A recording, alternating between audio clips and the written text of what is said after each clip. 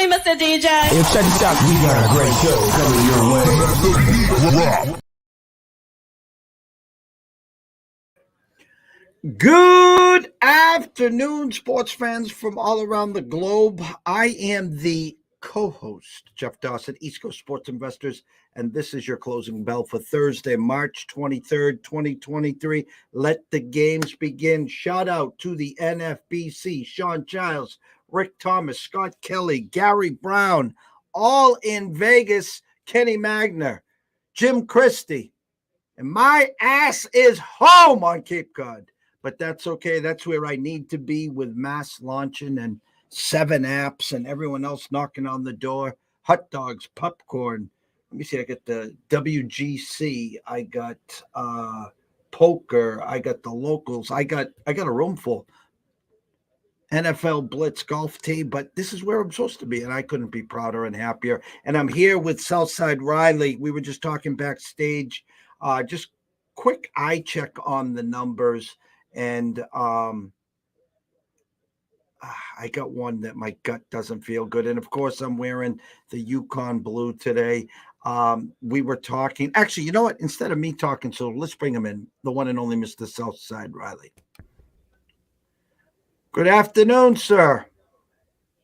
Good afternoon, as always, my friend. Happy Thursday and happy restart here for the March Madness Sweet 16 Elite 8 this weekend. I am absolutely juiced, as I'm sure maybe some nervous excitement over there, but obviously, I'd rather be in your position than in mine with my dead Illinois team last week. So I am excited to dive into it, my friend. Obviously, some other action going on around the sports world tonight, but obviously all eyes on Sweet 16 action. So I am ready to dive deep into these 4 games, my friend. Shout out to Brady Cannon. Came on Tuesday. He regularly comes on here Wednesday at 3 o'clock talking PGA. He came on Tuesday night, 6 o'clock our time, talking WGC because they started on Wednesday. Gave out a handful of outrights. Talked about a few that I got some hope on. Taylor Montgomery. And again, I don't know Taylor Montgomery from Taylor Ward, and but he was plus 240, even plus 300 to win the bracket.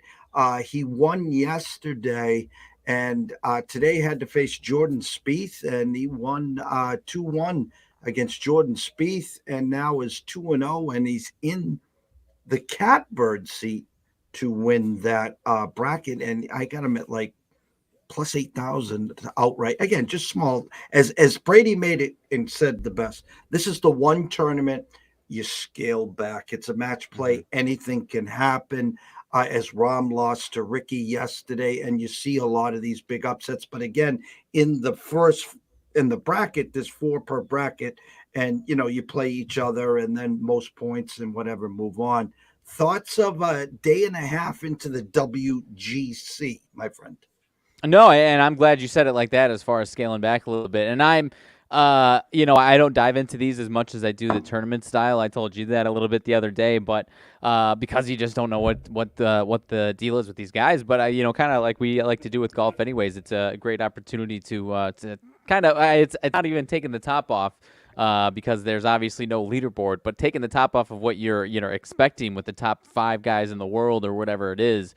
Because obviously you had John Rahm lose yesterday to Ricky Fowler and so on and so forth. You just mentioned Jordan Spieth falling. Obviously he's not top 5 in the world, but you know what I mean. So there's plenty of opportunities for some of these guys who aren't at the top of the leaderboard week in and week out. So it's always exciting. It's kind of a learning opportunity for me from a gambling perspective with these bracket style tournaments, because I just don't have as much of a feel for them, honestly. So I'm excited to see how things go, and obviously I think there'll be some more opportunities when it slims down and you're down to your final 4, 8, 16 guys left into it. So I'm excited to see what it shakes out over here the next couple of days here.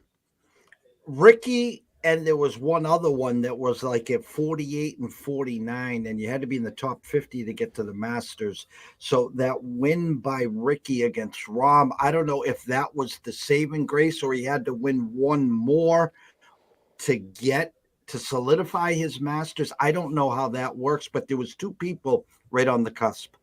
Yeah, I'm not sure either. And he lost to Billy Ho today. I do believe, as long as I'm reading this score sheet right here. So I honestly am not sure. So I have to do some research offline on that one. But yeah, I mean it's star-studded, so it's absolutely worth watching. It absolutely worth if you don't know what's going on. Obviously, listen to people who do. Not me in this case, but I'm trying to cut my teeth on it and be ready to go the next. In the future when these type of tournaments roll around. So the story is, first of all, UConn AD or whoever's in charge of hospitality didn't call moi, Mr. Jeff Dawson here. The UConn men's basketball team, for anyone that goes to Vegas religiously, that knows the strip, where to stay, where not to stay. I don't know, Riley, if you heard, but the UConn men decided that we're going to stay at the Luxor. And let's just say they got to their rooms, and let's just say it wasn't the spot they thought it was, and they had to find another place to stay. I did not hear this, so this is news to me. So I don't know. Any concern that this is shaking things up for him here? Well, I know this is when during the heyday of the Celtics, let's just say, and sometimes the Patriots, especially when teams flew in to stay at a hotel for a big playoff game or a big series, there was always, let's say, a 3 a.m. fire drill, or there was always something wrong with the heat, or but for the UConn to make this mistake, listen, there's a handful of places that you didn't say you're not going to stay. The Luxor is one of them. No disrespect, but listen, you could have put them up at Circus Circus. That's what the same damn thing. I mean, what are you guys thinking? I didn't expect you to put them up at the the Wynn or anything, but a little common sense. Do your homework. I know. I mean, at least they're not, filling themselves up, fat belly on your South Point dogs, as good as they are. I mean, you don't want your boys, gaining 10 pounds before the game. So, you know what I mean? So, no, I didn't hear that. So, but you're right. That type of stuff does happen. But a lot of times I feel like in all the championship DVDs, that kind of fuels that team and pisses them off just the right amount and gets them on the right track. That's how I always see it. Well, at least they weren't found at the Spearmint Rhino or anywhere like that, late at night. 4 games. Let's get into them. I'm going to start with let's start with the early game. Michigan State, K-State. The true number is K-State opened up 1-point favorites with a 137.5. I'm going to use the circa at all 4 games here.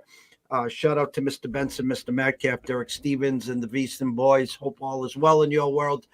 Currently, Michigan State 1.5 with a 138.5. As I said backstage, I'll say it again. Are you buying the sizzle or the steak? Meaning, Coach Izzo or the better team, Kansas State?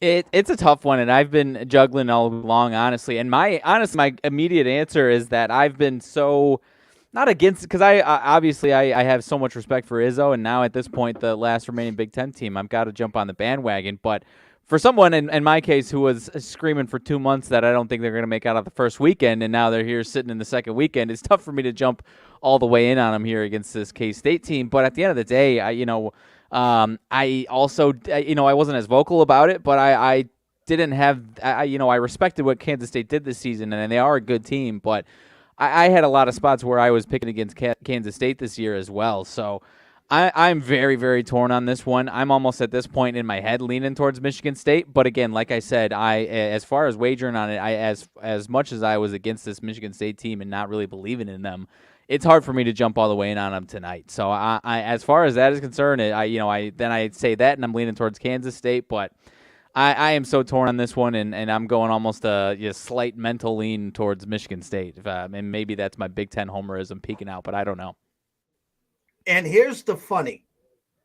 137.5. I think Ken Palm had it. I'll switch over to Ken Palm right now. I thought they had it at Ken Palm's got it 70-69 Kansas State. Okay. Now, the public's on Kansas State as well, yet the line's not moving, which is kind of comical there as well. But my point is, there were how many times where I'd be sitting here, you'd be sitting here on that Saturday afternoon game and would be saying, duck, duck, duck, and watch the paint dry. And then a K-State team, which, listen, isn't going to go and put up 80 on you. My point is, from the observer, someone, you and I have been doing this all year together. Yeah. Doesn't that number look awfully high for these two teams? It does, but the weird thing is Michigan State's had so many of these high 130s games, and oftentimes it's the lower ones where it's the paint drying games. But every once in a while, these 138s go Michigan State's way in a slower game. But at the end of the day, I'm with you. If it was in the low, mid to low 130s, I would have been expecting that Michigan State defense to show up. So I'm with you. That I was thinking the exact same thing with this total as far as that is concerned. Maybe if it was in the 140s, I would have been jumping out at it a little harder as far as the over. And again, 135 or lower would have been jumping in harder for the under. But I'm with you as far as it still being a little eye opening. Yeah, and my point is, I think this game goes over. I think Ken Palm's got it spot on, 70-69. And I would say this: roll the ball out. Shut the time clocks off, shut the shot clock off. First 1 to 70 wins. I think that's exactly how this game plays out. Yeah, no, and I'm with you. And I think, if you were betting against Michigan or you need them for your bracket or whatever, I think the optimism would be that their offense at times has looked as good as they did the last two games, but eventually they have a night where they're just not hitting their shots. And so, I kind of expect that whether that's tonight or if they get through this one on Saturday night as well. But at some point, there's going to be some shooting regression for Michigan State. I just don't know when that's going to be. Game 2, 7:15. Arkansas, Oy. UConn. True numbers 4.5 with a 139. At the circa 3.5 with a 139.5. Numbers skewed down towards a 139 next move. Sizzle steak. The better team is UConn. The better coach is Musselman. The must bus. It's not even up for debate there. You and I talked backstage. This is not getting talked up enough. Arkansas made it to the Elite Eight last year. And in this spot in the Sweet 16, they took down the number one team, the Zags. And I will tell you this UConn team is good.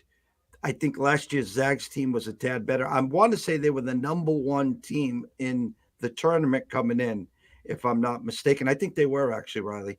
And now we got a 4.5 down to a 3.5.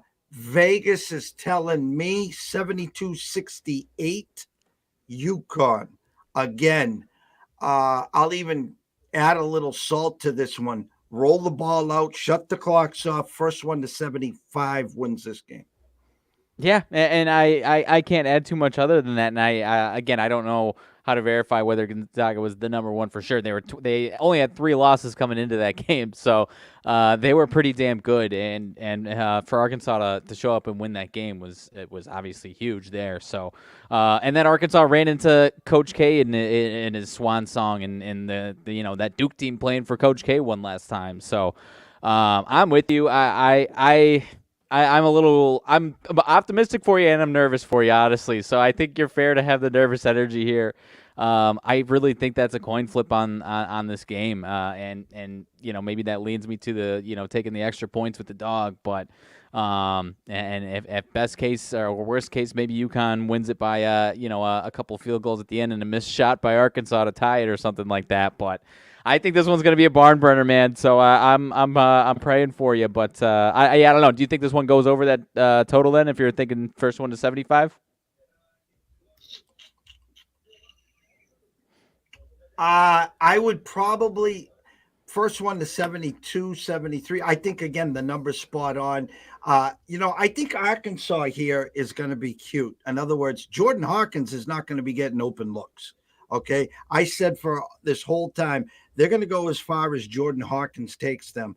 He's not, listen, this is not Iona. This is not St. Mary's. Okay. And no disrespect to either one of those two teams, but this is a far, far more athletic team than what they've seen the first two rounds. Not that they haven't played athletic teams. They've beaten Alabama by 13. They beat Oregon by 27. They've seen athleticism. Okay. Mm-hmm. But this is going to be their toughest test right now. And then if Jordan's not hitting, is it Sonogo in the paint? And again, Mr. Sonogo isn't going to have easy pickings down below either there. So I think Arkansas early, you know what? I almost, for pizza and beer, would take a look at Arkansas first half here. Probably my assumption, Riley, maybe getting 2. Is that right? Can I get Arkansas plus 2? I see. Let's see if I can get any. You can probably at the best price you can get 2. A lot of 1.5s, but there are some 2s out there. Yeah. Okay, a little pizza and beer money for them to win the first half as well, if you got that as well. Again, 2 slow first halves. Iona had a 2 or 4 point lead against UConn at half, and then I think the Huskies put up a 50 burger, and then the same thing against St. Mary's, a late 3 to win the first half, and they were up 1 and then just dominated the second half. So again, maybe Coach Hurley has them ready and they come locked and loaded and able to get out early. But I think this is going to be a dogfight. I think the points are at a premium. If you can get a 4, I think you're okay with it. Obviously, my heart, guys, is with UConn here. But again, this Arkansas team has been here in this exact spot, took the Zags out last year. And in a tight situation, I will take Musselman 7 days a week. And on the 8th day, I'll take him double down because he is hands down a better coach than Hurley. I'm with you, and I think I'm just grabbing my popcorn for this one. But yeah, and I'll be rooting for you. I've got the Huskies advancing another round for my old bracket that's still somehow alive in my pools. So I will be rooting for you, my friend. There. So the next game, I'm curious what your thoughts are on this one. Florida Atlantic and Tennessee. FAU gets through Memphis, a nice win there, and then obviously catches Fairleigh Dickinson at the in the round of 32 there. I haven't seen as much of this team throughout the season. Obviously, Tennessee, a lot of people leaning on the anti-Rick Barnes and what his against the spread numbers are in the NCAA tournament. So anyone that's riding against Tennessee is probably sticking with that gun there. So what are you thinking with this one? 129.5 total, 4.5 on the spread. Tennessee with an awesome win against Duke.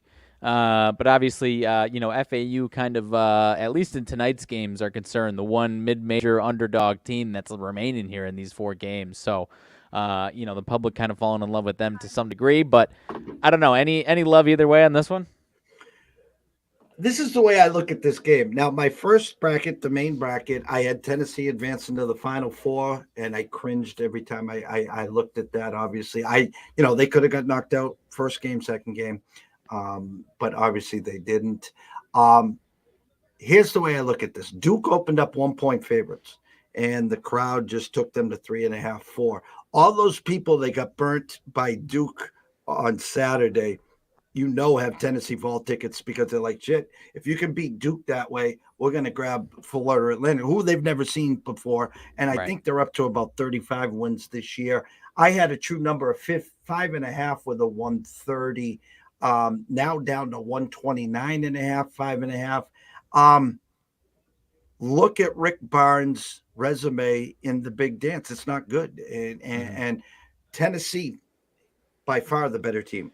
Athletic, long, can play defense like Houston, like UCLA, goes into scoring droughts. Now, does Florida Atlantic come in, get out early, and now Tennessee's playing on the back of their heels, which they haven't done.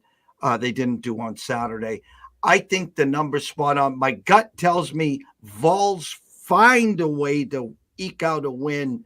Atlantic covers. But I'll just say this, and I'm not playing both sides of the fence, guys. I'm not. I would not be shocked if Florida Atlantic won today. I wouldn't. No, I'm 100% with you. And in my gut, I'm with you on it. My gut would say there's going to be this one's going to come down to the spread. This is going to be one of those ones where it's either tap in at the buzzer to cover or free throws missed or made to cover the 4.5, 5, 6, whatever it might be. So I'm with you 100% here. And you said something the other day because it'll be Michigan State, Tennessee, right? If those two teams win in advance, right? That would be the matchup. And then I think what you said last week about Michigan State is as far as what you said, Tom Izzo said, as far as the players taking care of the first one, and then Izzo, the coach, will take care of the second one. Yeah, I know you said that. This would be another case where you got Izzo versus Rick Barnes potentially in that second one. Obviously, look out for Michigan State again there. So, with all due respect to Rick Barnes, but I like the Tennessee team a lot, so I'm going to lean towards them winning. But I'm staying away from the spread for sure. I had Julian Edlow on this morning at 9:30, and he talked about this again. We're not here to promote parlays, but again, if you like Tennessee to win the game, you might want to just do a 2-team parlay with Tennessee and Creighton on the money line. Listen, they're -10. They're supposed to win. We've seen what Princeton has done the first 2 rounds, but I don't see that happening. And again, I don't know what the number will add up to. But again, if you wanted to get cute, Tennessee, I don't know if you had another piece you like today or even tomorrow, a Tennessee, Bama, Creighton 3-team parlay might get you to even money, something like that. Just something to keep scratching the itch. Yeah, I'm looking right now. Tennessee, Creighton's about -140. So then, add Bama. Add Bama, and you got 122 right there. Yeah. Plus so again, you're just scratching the itch. You're getting it to plus money. I think there's out of these 8 games, there might be one more bomb. Go back, listening to all our shows. I said there was going to be a lot of carnage last weekend, and I said expect a little carnage either on Thursday or Friday, and then the dust will settle Saturday and Sunday. 2 number ones. Number 2 or number 3, and then we'll see what happens on that last one. But I think the first half is key again. So I'll throw this one out again. Can you catch Florida Atlantic +3 in the first half? Yep, I see. Let's double check here. Yeah, I see a lot of 2.5s, but another one where I see some 3s as well. So if you want, see which team shows up on both sides, grab some Florida Atlantic +3 first half. You got yourself a little action and move on. Yep. No, I like it. I like it for sure there. All right, last one up. You and I were talking pre-show about it. Gonzaga and UCLA in Vegas. So I guess both teams should be well represented there. But late game, 8:45 my time, 9:45 your time. As you were mentioning, I can't remember if it was off show, on show. It is been 1.5 a lot of the day now, in a lot of spots going down to 1. UCLA -1. You got a reasonable price on the money line there. I see -114 is the best price that I'm seeing there. So as much as I believe in this UCLA team, and I know you do as well for the most part, and a lot of people do, this is the smelly one to me, that it's a harder pill to swallow somehow. As good as Gonzaga is, it's a hard pill for me to swallow, but this is, as we said, we're talking off show, this is a Gonzaga number here. 1,000,000% a Gonzaga number. I had a 1.5 of the 145.5. And even that total is a Gonzaga number there. It's not a defensive UCLA struggle. I'm not bringing injuries up for UCLA. I've said all along, I think they're one of the best teams in the country. I love their coach. This is a Zag team for the last couple years. We've been waiting. They're the team to beat. 2 years ago, lose to Baylor in the championship game. Last year, they lose to Arkansas. No one's talking about them. They were in the bracket of death with Houston, with UCLA, with themselves, with UConn, with Arkansas. So it was not going to be an easy track. I'd respect UCLA -2.5, -3, 3.5. I'll humor everyone 4, not 1.5 now down to 1. Money line -114, not happening. Guys, it's a Zags number. I hope UCLA wins. I do. Guys, it's a Zags number. Yep, I told you I need them as far as my brackets are concerned. I don't have any futures tied into this one or anything on this one yet, but Gonzaga is the one. At least if we're talking spreads or money lines, Gonzaga was the one that I was feeling feeling the most. At least the number calling to me the most. So I don't know. I'm curious to see if I have the gumption to jump into it, or if I'll by game time if I'm eating popcorn or if I'm sweating. Yeah, it's the late game. I will be up, and especially if UConn wins. And I'll tell everyone. Make a mental note of this, Riley, for tomorrow. Huh. I'm just going to play the game. If UConn wins and plays UCLA, I think UCLA -1 will be the number. If UConn plays Gonzaga, I'll say UConn -1. So I think UCLA will be a slight fit. And obviously, if UConn blows the doors, it might change, and they could be actually favored over both those teams. But I think UCLA would be a 1.5 point over UConn, and I think UConn would be 1.5 over the Zags if that happens. Yeah, no, I agree with that for sure there. So, all right, nothing crazy as far as the NBA is concerned. 4 games.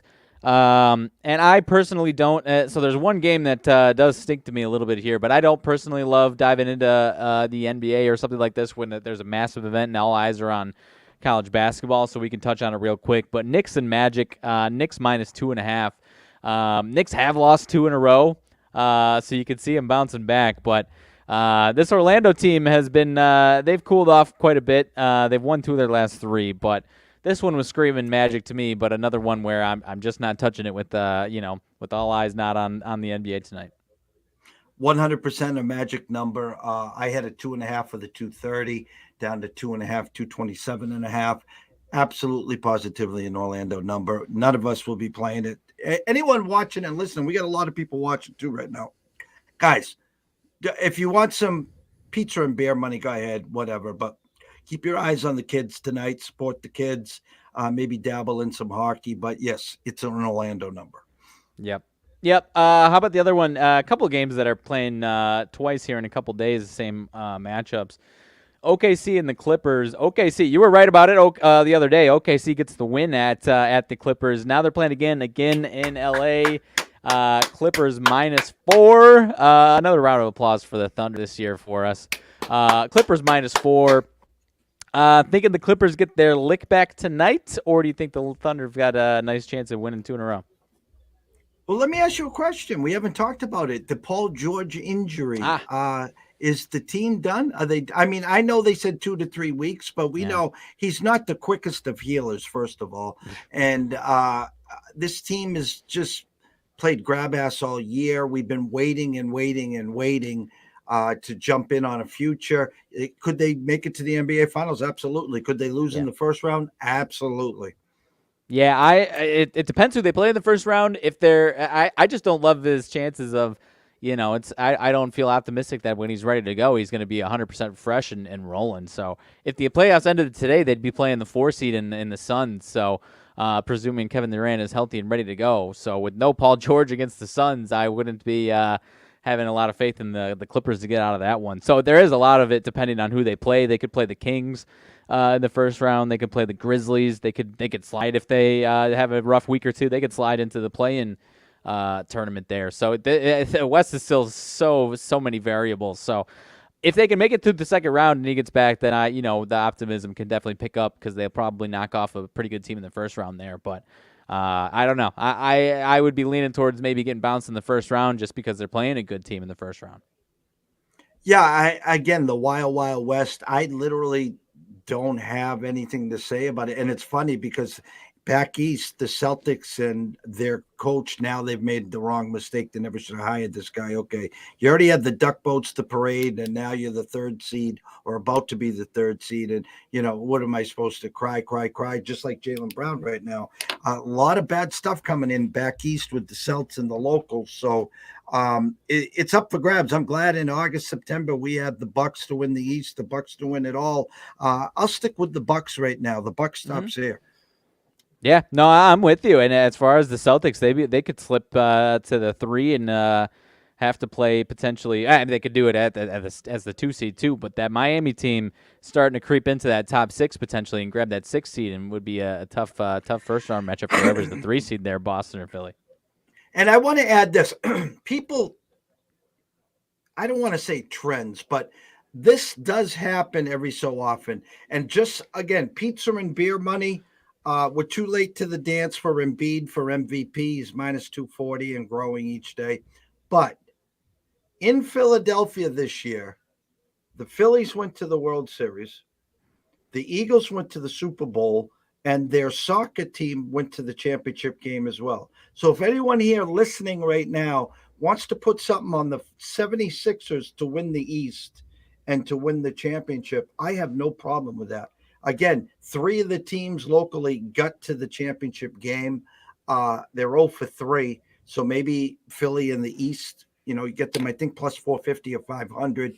That would be the 4th team that's made it in Philadelphia in this calendar year circle to get there. So it's just something, if you follow those trends or whatever, saying, what the hell? What's, a little pizza and beer money, plus 450, plus 500. Yeah, and I've had Sixers plus 700 and Bucks plus 230 to win the East since early in the year. So I'm rooting for your Celtics to continue imploding the way they are, with all due respect. So, so that's what I'm going for there. But I'm with you as far as not too late right now. I agree, sir. I agree.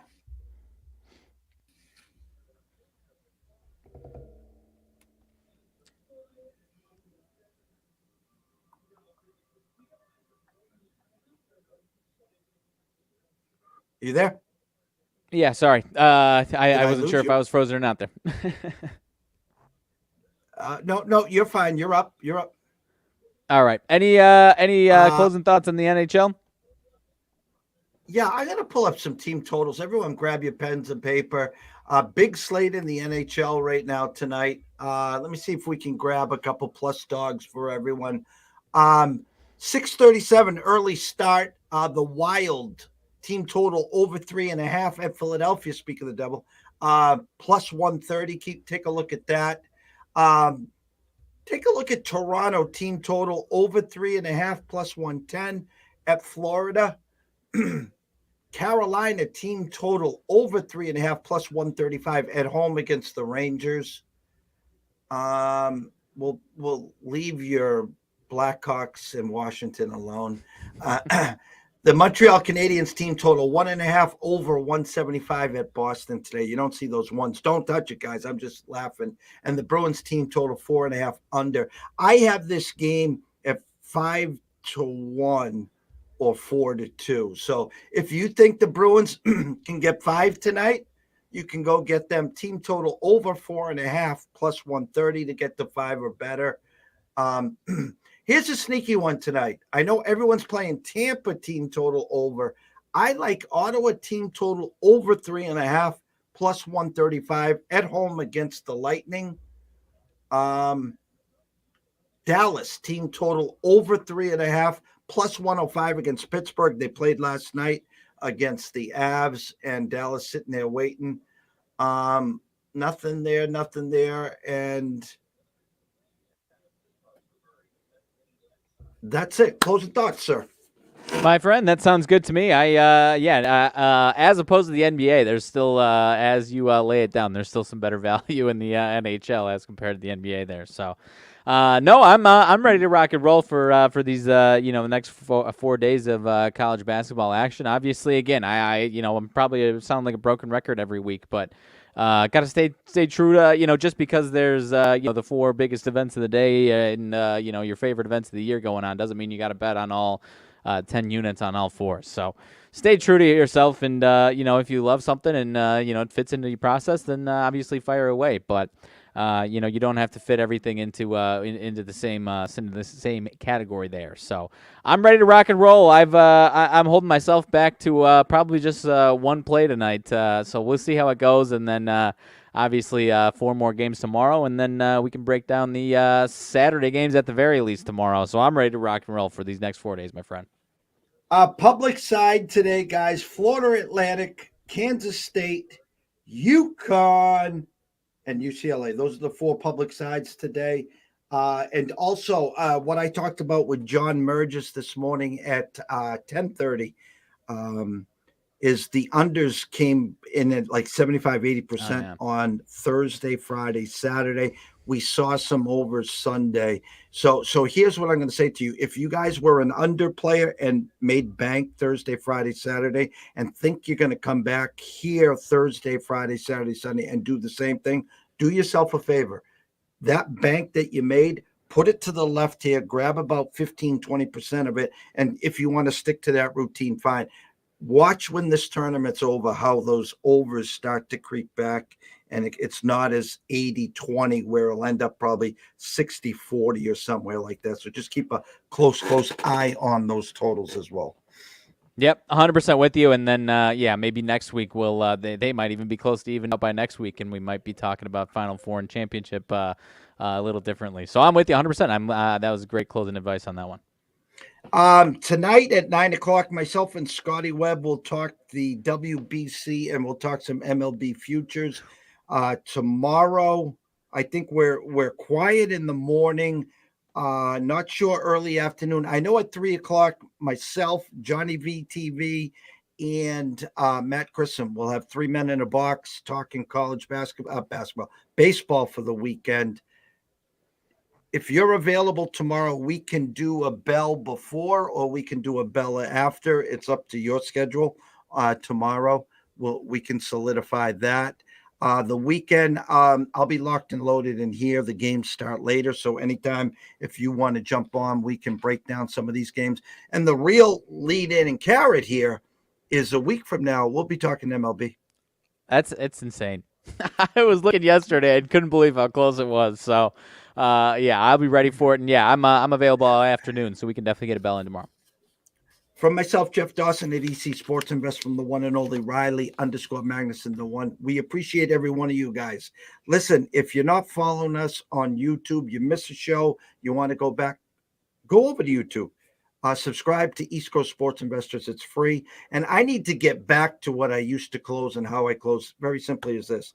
If you are wagering tonight, please do it responsibly. If you do have a problem, pick up the phone. Always wager and invest responsibly. If you do have a problem, there's an 800 number available. Why, you ask?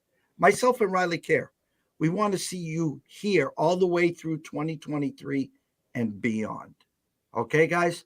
It's a marathon here. It's not a scratch ticket. It's not a who can go broke quickest. Okay? It's one day at a time. Every 24 hours is a gift. And that's an opportunity to make a difference. And that's why me and Riley are here. So from myself again, Jeff Dawson at EC Sports Invest, from Riley Magnuson at Riley _Magnuson, the one. Guys, have a great evening. Any questions, comments, concerns, reach out to us on Twitter. We will answer them. Otherwise, myself and Scotty Webb back at 9:00. See you soon.